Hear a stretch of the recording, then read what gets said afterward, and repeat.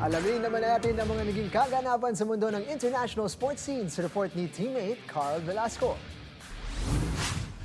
Magbabalik si dating San Antonio Spurs forward Jeremy Sohan sa Western Conference matapos itong ipadala sa Portland Trail Blazers sa pagpapatuloy ng 2026 NBA Free Agency.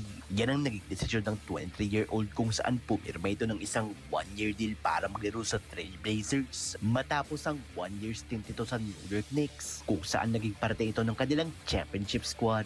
Matatanda ang bago ito, naglaro muna ito para sa Spurs sa loob ng 28 games bago matrip sa eventual NBA champions. Sa kanyang 16-game stretch noong nakaraang season, nagtala ito ng 2.8 points, 2.1 rebounds para sa 6.9 minutes per game, habang 3.3 minutes naman ang nilaro nito sa postseason sa 8 off-the-bench games. Sa ngayon, si Sohan na ang ikatlong player na parte ng title run ng Knicks na naipadala sa iba't ibang koponan ngayong season. Kasunod din ang Mitchell Robinson na napunta sa Boston Celtics at Ariel Hoporti na tutungo sa Philadelphia 76ers.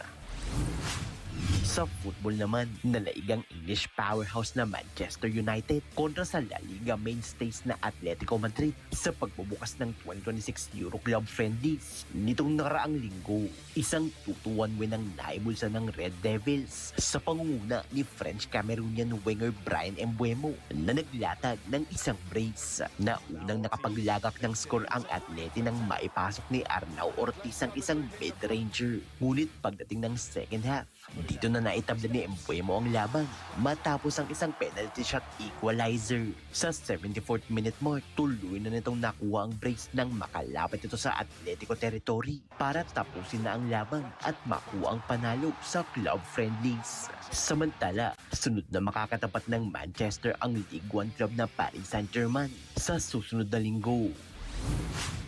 At sa baseball, muling dinomina ng Boston Red Sox ang reigning champions na Los Angeles Dodgers sa pagpapatuloy ng kanilang 3-game matchup sa Major League Baseball regular season. Isang 3-2 win ang lapas sa kamay ng mga bisita kung saan sa first inning pa lang, si Red Sox center fielder si Daniel Rafaela ang naglagak ng buenamanong score ng laban matapos ang isang left center home run.